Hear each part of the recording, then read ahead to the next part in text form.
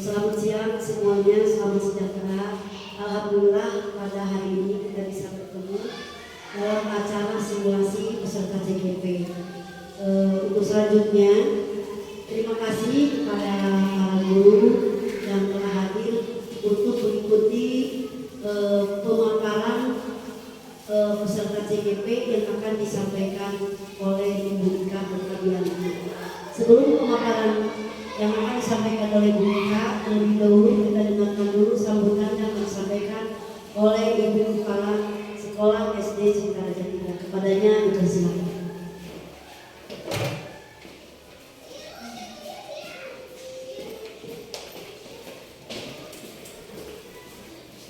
Assalamualaikum warahmatullahi wabarakatuh. Dan Alhamdulillah wassalatu wassalamu ala Rasulillah ala alihi wa sahbihi. Kita ucapkan puji syukur kepada Allah Subhanahu wa taala. Alhamdulillah di hari yang berbahagia ini kita semua dapat melaksanakan kewajiban sebagai Ibu Ika sebagai guru penggerak yang berasal dari SDN 3 Singkaraja. Untuk itu mudah-mudahan dengan adanya guru penggerak ini sekarang sudah berada di aksi nyata modul 14. Mudah-mudahan dengan adanya guru penggerak ini kita menjadi sekolah yang bergerak-gerak. Sekolah yang lebih maju ya, mewujudkan anak didik kita menuju siswa-siswa yang berprestasi. Untuk judul yang Ibu Ika bawakan ya, judul sekarang mewujudkan budaya positif dengan keyakinan kelas dalam proses pembelajaran. Mudah-mudahan nanti paparannya disimak oleh semuanya ya, dan dapat bermanfaat bagi kita sekalian. Rupanya sambutan dari saya sekian. Wabillahi taufiq wal hidayah. Wassalamualaikum warahmatullahi wabarakatuh.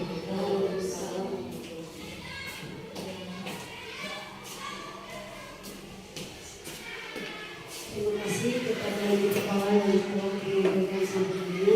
Dan untuk selanjutnya kita simak bersama pemaparan peserta CGP. Padanya dipersilakan.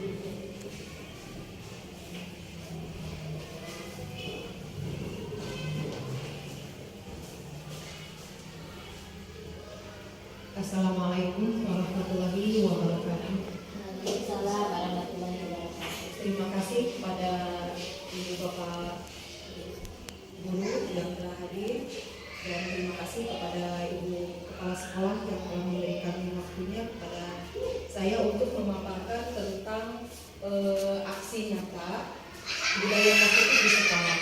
Di sini saya sebagai CGP angkatan 8 bukannya untuk menggurui, tapi kita sharing dalam menyatakan budaya positif. Karena pada pembelajaran CGP itu harus diterapkan budaya positif. Di sini yaitu mewujudkan budaya positif dengan keyakinan kelas dalam proses pembelajaran. Jadi budaya positif ini diterapkannya dalam proses pembelajaran. Nah, mari kita baca atau simak dulu pemaparan. Cobalah buka. Anda adalah A. Jika kita dianggap sebagai A, tugas Anda adalah mengepalkan salah satu tangan Anda. Bisa dipraktekkan. Coba Anda bayangkan bahwa Anda menyimpan sesuatu yang sangat berharga di dalam kepalan tangan Anda. Anda perlu menjaga benda tersebut sekuat tenaga Anda, karena begitu pentingnya untuk kehidupan Anda. Sedangkan tugas B itu di situ sebagai rekan Anda atau teman mencoba dengan segala cara untuk membuka kepala tangan Anda. Teman Anda boleh membujuk, menghardik, mengintimidasi, memarahi, menggoda, menggelitik, bahkan menawari Anda uang agar Anda bersedia membuka kepala tangan Anda. Bisa dibayangkan? Coba lakukan kegiatan coba buka di atas tersebut secara bergantian. Masing-masing A dan B memiliki waktu 30 detik saja. Kita bayangkan coba. Mau dipraktekkan? Ya. Bayangkan. Siapa yang mempraktekkan? Beda. Yang satu itu A, yang rekannya dianggap sebagai B. Yang B,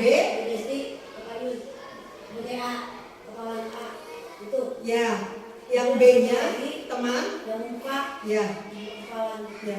Adapun nanti kenyataannya dibuka dan tidaknya nanti ada jawabannya di materi selanjutnya. Mau dipraktekkan atau dibayangkan? Dibayangkan saja. Ya. Sudah terbayang? Kita mempunyai barang berharga di tangan kita. Bayangkan emas atau apa saja. Kenapa kita kepal? Karena itu barang berharga.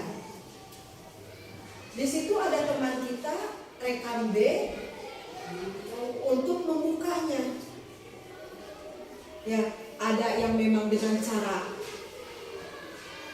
menghardik atau karena menghardik itu karena tidak dibuka ya. Ada dengan cara merayu, diiming-imingi dengan uang. Dan kenyataannya dibuka dan tidaknya nanti kita lanjutkan pada materi selanjutnya. Nah, apa itu bisa diambil?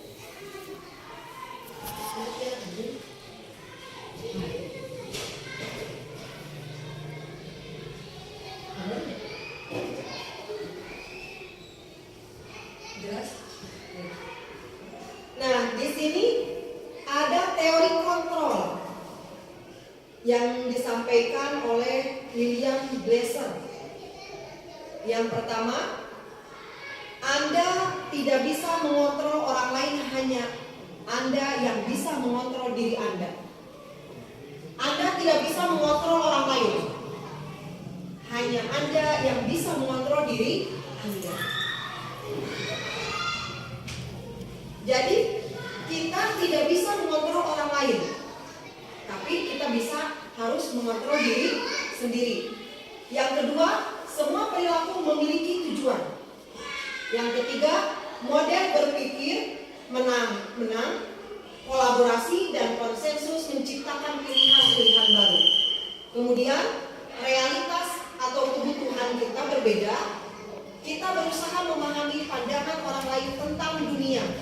Setiap orang memiliki gambaran berbeda. Mari kita bahas atau kita baca yang pertama. Anda tidak bisa mengontrol orang lain, hanya Anda yang bisa mengontrol diri Anda.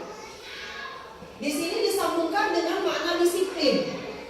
Makna disiplin yaitu belajar kontrol diri dengan menggali potensi kita agar tercapai tujuan mulia, yaitu sesuatu menjadi seseorang yang kita inginkan berdasarkan nilai-nilai yang kita hargai.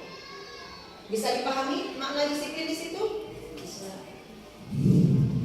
Kemudian teori motivasi. Yang pertama, untuk menghindari hukuman. Kedua, untuk mendapatkan imbalan. Ketiga, untuk menghargai diri sendiri. Kemudian terciptalah nilai-nilai kebajikan universal dan keyakinan kelas.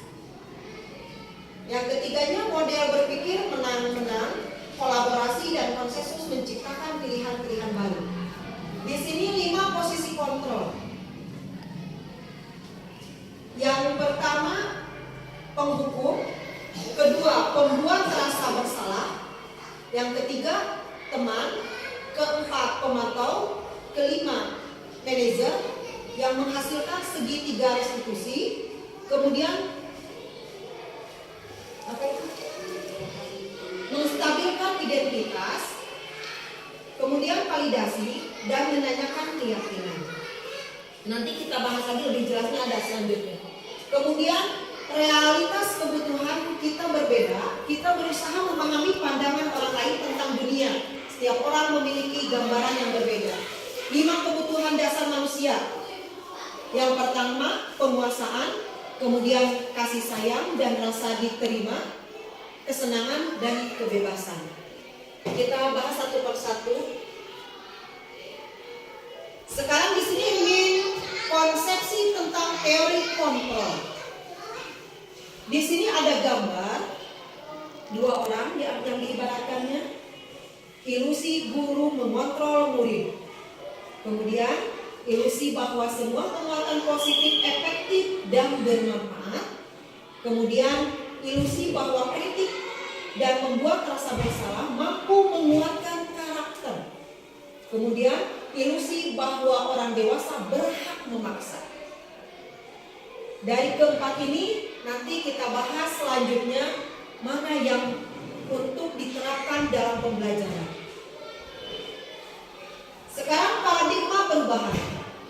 Stimulus respon tentang dunia. Yang tadi realitas kebutuhan kita sama.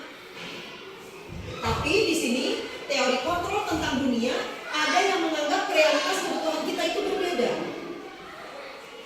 Yang keduanya, semua orang melihat hal yang sama. Dari teori kontrol tentang dunianya, setiap orang memiliki gambaran yang berbeda.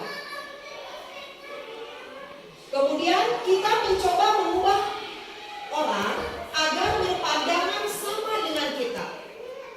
Ada lagi yang berpendapat kita berusaha memahami pandangan orang lain tentang dunia. Selanjutnya, perilaku buruk dilihat sebagai suatu kesalahan. Kita sering menemukan perilaku buruk dilihat sebagai suatu kesalahan. Tapi di sini ada semua perilaku memiliki tujuan. Orang lain bisa mengontrol saya, hanya Anda yang bisa mengontrol diri Anda. Saya bisa mengontrol orang lain, Anda tidak bisa mengontrol orang lain. Ini kelihatannya sebaliknya ya. Dari stimulus respon tentang dunia dan teori kontrol tentang dunia terbalik. Pemaksaan ada pada saat bujukan gagal. Kemudian ada kolaborasi dan konsensus menciptakan pilihan-pilihan baru. Yang terakhir, model berpikir menang atau kalah. Model berpikir menang. Selanjutnya, kenapa?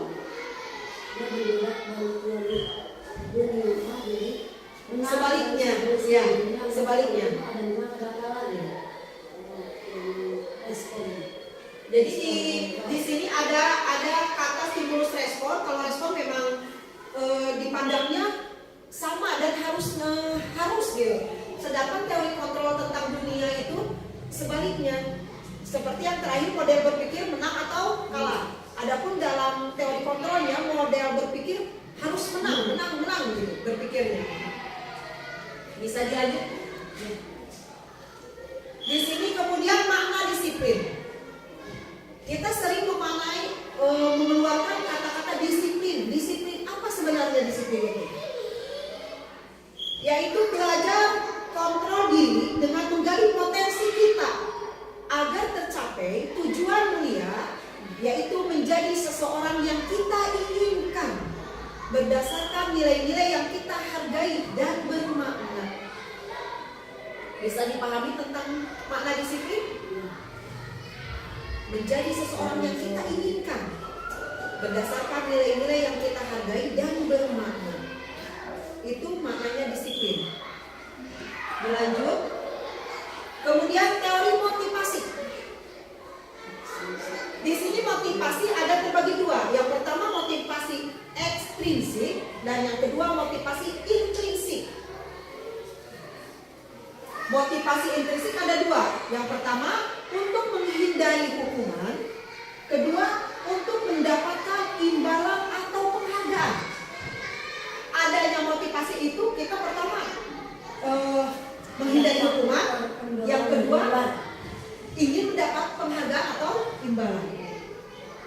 Adapun motivasi intrinsiknya yaitu untuk menghargai diri sendiri. Sebenarnya dari motivasi itu bisa menimbulkan kita menghargai diri sendiri. Adanya saya ingin dihargai, timbullah motivasi. Ada juga saya ingin mempunyai penghargaan, timbullah motivasi. Atau juga kita takut dengan hukuman, timbullah motivasi. Jadi mungkin begini Bu, kalau pendapat saya seperti ini. Jadi motivasi yang menimbulkan motivasi itu ada unsur yang berasal dari luar, Iya. yang dinamakan ekstrinsik. Iya. Jadi timbulnya ada motivasi itu karena ada pengaruh atau ada dorongan Iya. dari luar, Iya. imbalan atau takut dengan hukuman. Iya. Jadi timbul motivasi yang dapat menggerakkan motivasi itu efek dari luar. Kemudian kalau motivasi intrinsik itu mungkin motivasi yang berasal dari diri kita sendiri, Iya. dorongan yang timbul dari diri kita sendiri. Mungkin semua orang juga motivasi intrinsik itu sudah ada bawaannya dari masing-masing gitu. Cuma mungkin ada perbedaan saja. Itu mungkin dari kalau saya pahami seperti itu ya. Betul. Ya, terima kasih Bu. Jadi dia itu contoh mengerjakan sesuatu itu karena takutnya hukuman. Dia termotivasi karena takutnya hukuman. Kemudian adanya penghargaan. Jadi dia melakukan sesuatu. Semangat. Iya. Ya seperti itu. Itu ya kalau mengenai hukuman dan penghargaan itu termasuk kepada motivasi ekstrinsik. Adapun yang motivasi intrinsiknya yaitu yang timbul dari diri kita sendiri. Terima kasih Bu. Dilanjut. Di sini ada yang dinamakan hukuman dari tadi motivasi ya. Dari motivasi itu ada yang dinamakan hukuman, ada juga yang dilakukan dengan penghargaan. Hukuman adalah bentuk pengendalian seseorang yang bersifat satu arah, memaksa, tidak terencana, dan menyakitkan sehingga akan tercipta identitas yang gagal. Kalau di sini, kalau kita lihat hukuman itu nantinya akan mengeluarkan identitas yang gagal. Berbeda dengan penghargaan. Kadang kalau dari hukuman itu si anak atau memang itu merasa jerak, atau dia karena takut tadi karena motivasinya itu karena motivasi takut hukuman. Iya. Penghargaan adalah cara mengontrol perilaku seseorang yang menghancurkan potensi untuk pembelajaran yang sesungguhnya karena hanya berpengaruh jangka pendek, merusak hubungan, mengurangi ketepatan, menurunkan kualitas dan mematikan kreativitas. Biasanya kalau penghargaan ini mengontrol perilaku seseorang menghancurkan potensi. Oh, kalau yang jika diberi hadiah, yang bisa diberi hadiah. Jadi kalau yang tidak bisa dia di sini ada menurunkan kualitas atau memberikan mematikan kreativitas.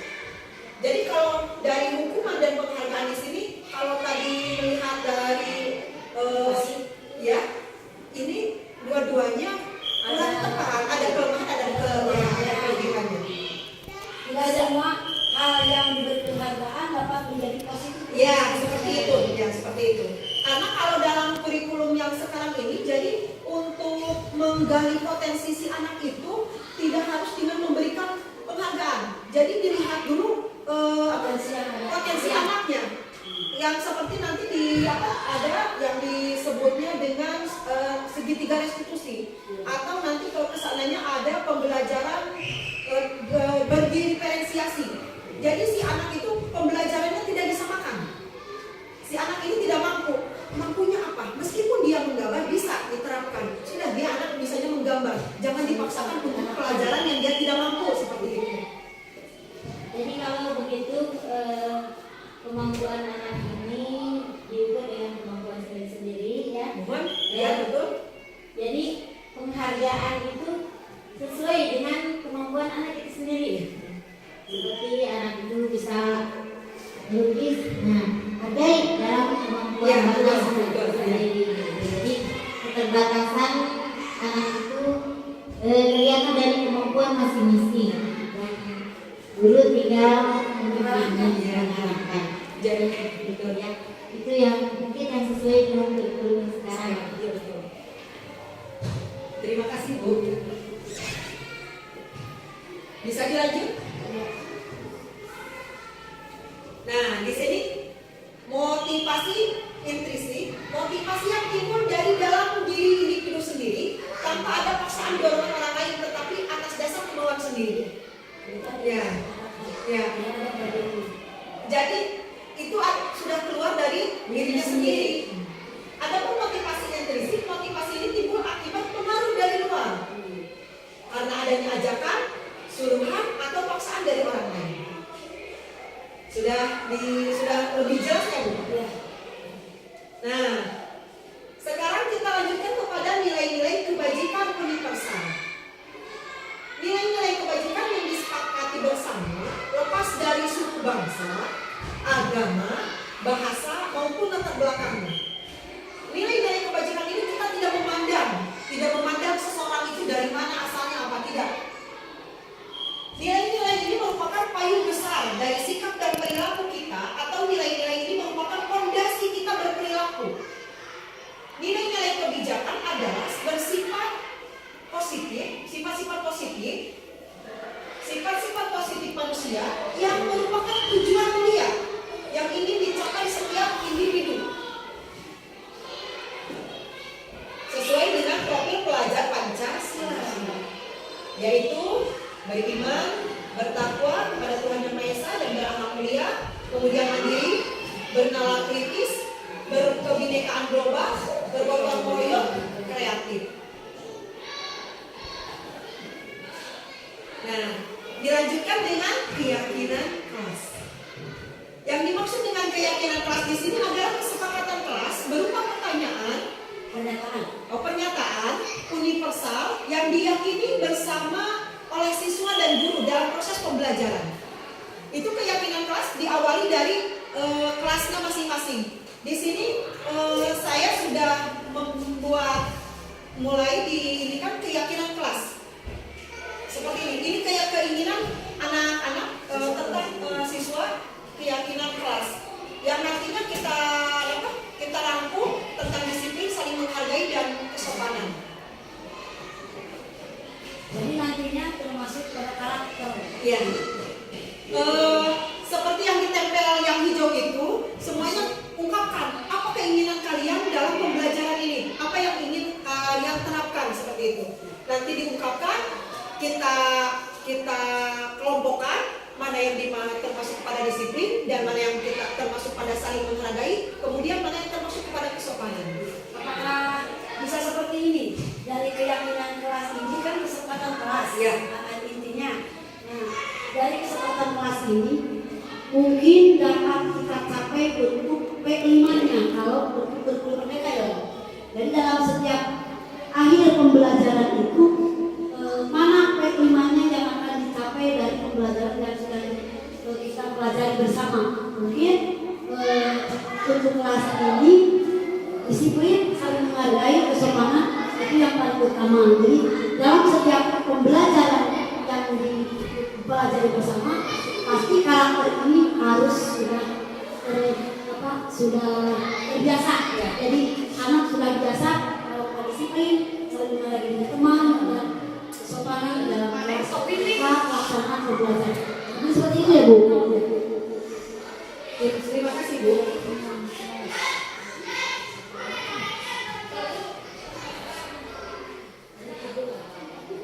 Nah, ini hanya sekedar contoh atau gambaran. Jadi si anak itu membuat keyakinan kelas dan dia sendiri harus mengungkapkannya, kemudian dia terapkan. Kenapa disimpan di tempat-tempat yang terbuka supaya si anak itu mengingat kepada apa yang dia buat untuk keyakinan kelas tersebut. Nah, di sini sekarang kita lanjutkan dengan restitusi. Restitusi membantu murid menjadi lebih memiliki tujuan, disiplin positif, dan memulihkan dirinya setelah membuat salah. Penekanannya bukanlah pada bagaimana berperilaku untuk menyenangkan orang lain atau menghindari ketidaknyamanan, namun tujuannya adalah menjadi orang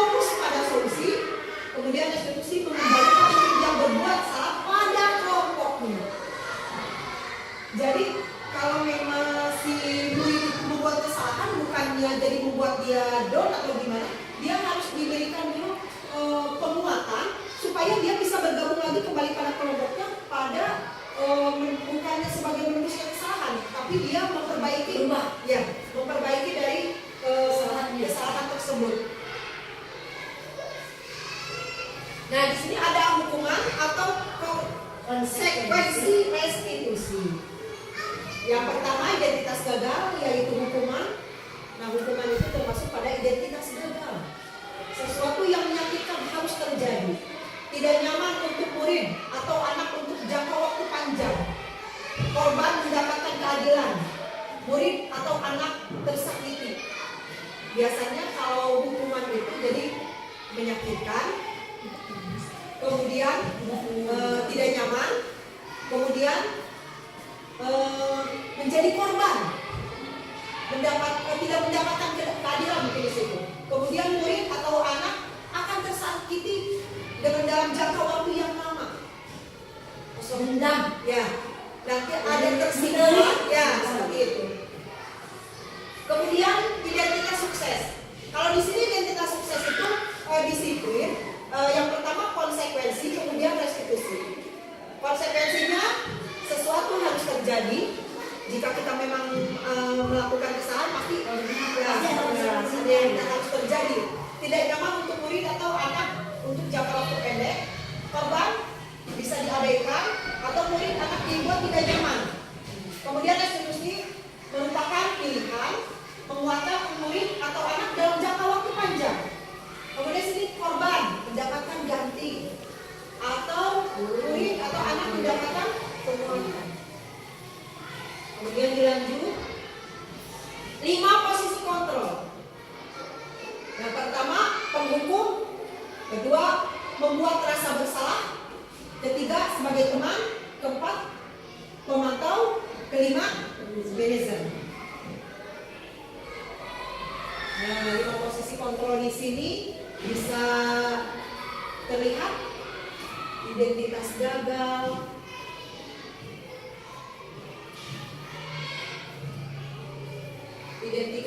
dan sukses sampai sama ya tadi ya Bu.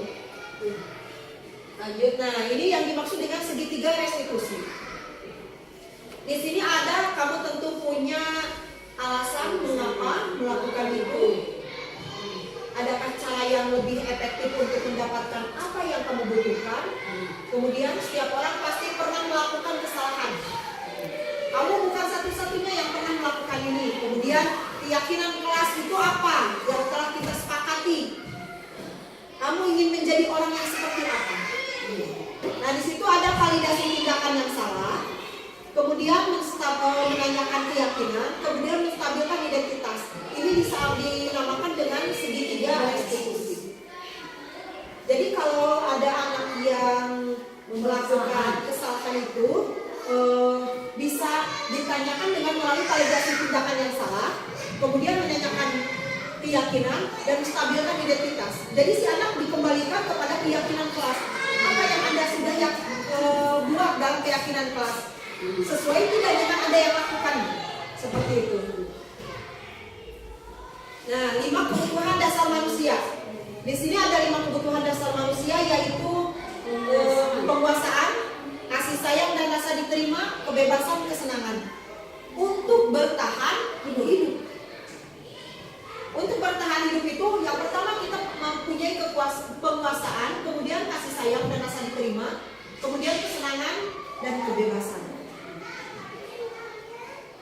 Nah, di sini ada contoh kasus yang biasanya di kelas pasti ibu-ibu sering melihat kasus yang berbeda-beda. Kalau di sini pada hari sebelumnya guru menugaskan PR bahasa Indonesia dan hari ini waktunya pengumpulan PR bahasa Indonesia. Ternyata ada salah satu siswa yang bernama Salpa tidak mengerjakan PR.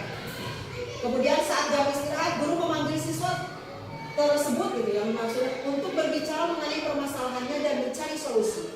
Mencari solusi di sini adalah nanti dengan penyelesaiannya yaitu segitiga restitusi. Bisa ditanyakan kepada siswa tersebut, ya mengapa ya seperti itu. Ya. Tidak harus dihukumi langsung di sana gitu. Jadi untuk segitiga restitusi itu si anak dipanggil. Kenapa Anda tidak melakukan dengan identifikasi dulu? Nah, seperti itu. Jadi melalui segitiga restitusi. Nah, di sini pendapat dengan posisi kontrol manager. Nah, ini dicontohkan. Jadi si anak tidak langsung dihukuman di depan rekan-rekannya, dia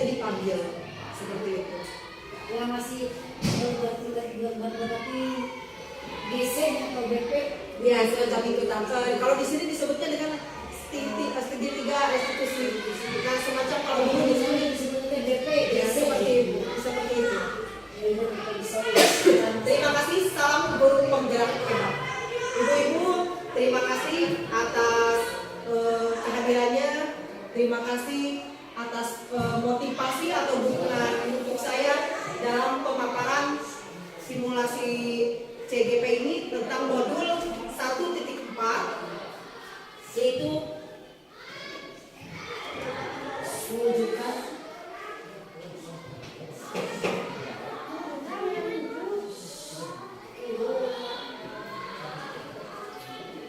tentang budaya mewujudkan Yang disampaikan oleh peserta CGP Ibu Ika Nurkabianti. Alhamdulillah apa yang disampaikan oleh Ibu Ika menjadi bekal bagi kita sebagai guru untuk dilaksanakan di dalam kelas masing-masing.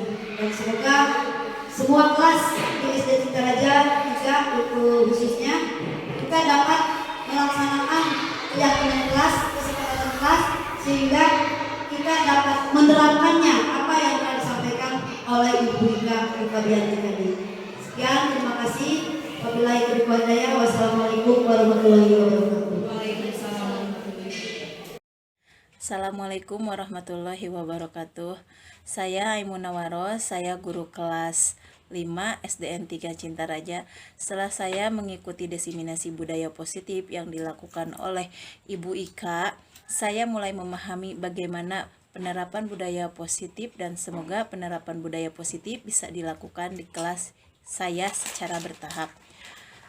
Terima kasih Bu Ika pemaparannya. Wassalamualaikum warahmatullahi wabarakatuh. Warahmatullahi wabarakatuh.